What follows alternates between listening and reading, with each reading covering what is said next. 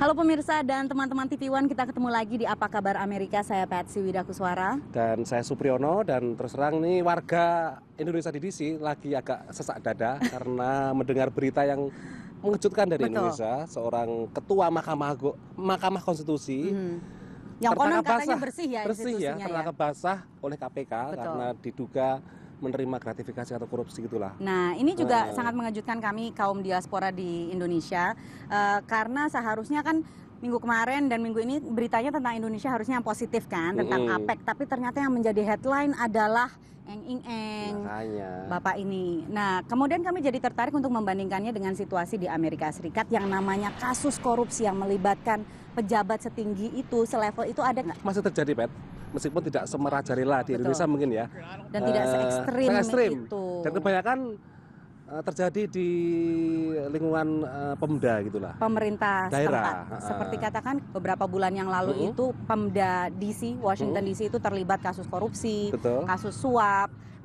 Mantan wali kotanya juga terlibat. Jadi memang yang namanya politik uang, korupsi dan sebagainya itu juga tentunya masih ada di Amerika Serikat.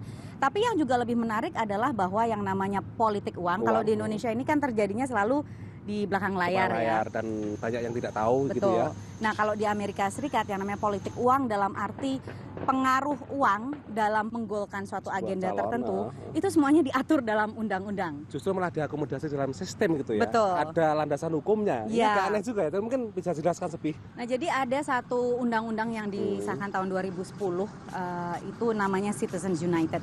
Intinya undang-undang ini membolehkan yang namanya pembentukan super PAC. PAC itu Political Action Committee. Jadi sekumpulan orang atau perusahaan yang berkumpul untuk menggalang dana untuk satu kandidat politik tertentu.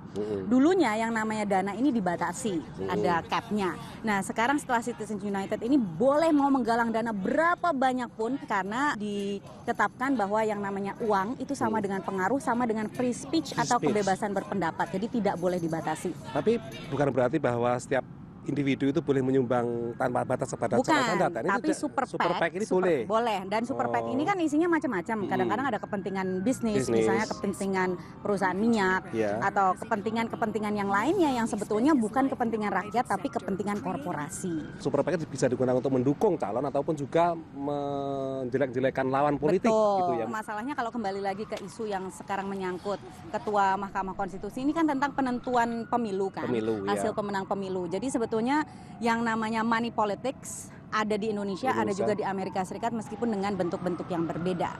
Dan sama-sama yang namanya rakyat Amerika maupun rakyat Indonesia itu muak, ya kan, dengan hal-hal seperti itu. Meskipun sekarang kemuakan rakyat Amerika lebih banyak bukan karena korupsi tapi karena apa, Pri? Karena adanya penutupan pemerintah atau shutdown ya. Dan ini memang sebuah aneh yang mungkin susah dipahami oleh warga dunia dan juga banyak warga Amerika sendiri yang susah memahami mengapa bisa terjadi seperti ini gitu ya. Setiap tahun itu kan harusnya yang namanya Kongres di belakang kita ini mengeluarkan anggaran. Nah, karena kebuntuan politik para kubu Republik di Kongres ngotot begitu bencinya sama yang namanya Undang-Undang Obamacare. Ini undang-undang yang memperluas jaminan asuransi bagi kaum yang tidak mampu. Kubu Republik di Kongres mengatakan bahwa ini undang-undangnya terlalu mahal, membebani pembayar pajak dan sebagainya. Nah, karena itu mereka kemudian menyandera yang namanya anggaran pemerintah sehingga tidak dikeluarkan dan akibatnya pemerintah Amerika Serikat tutup gulung tikar. Dan meskipun ini juga sebenarnya bukan hal yang pertama kali terjadi karena sejak tahun 1976 itu sudah terjadi 18 kali. Ini ke 18 kalinya, Pak. Betul, dan yang terakhir adalah 17 tahun yang lalu pada masa pemerintahan Clinton. Dan pada saat itu pula pun sama seperti sekarang yaitu gaji para pegawai federal yang jumlahnya hampir 800.000 itu tidak dibayarkan. Mereka dirumahkan, kecuali orang-orang seperti kita yang bertugas untuk menyampaikan kepada dunia mengenai kegagalan demokrasi Amerika Serikat tetap boleh bekerja meskipun tidak dibayar. Mungkin nanti akan dirapel ya. Dan ini akibatnya belum tentu ya. Jadi masih harus sekarang kita buka dompet dulu apa aja untuk gaji. Dan ini makanya kenapa sekarang popularitas anggota atau Kongres di Amerika sangat rendah, bahkan cuma 10%, bayangkan. Betul. Jadi intinya kalau untuk pemirsa di rumah yang rasanya sudah enak dan sudah muak dengan politisi di Indonesia, politisi di Jakarta, sama juga di Amerika Serikat kita semua juga muak gitu ya.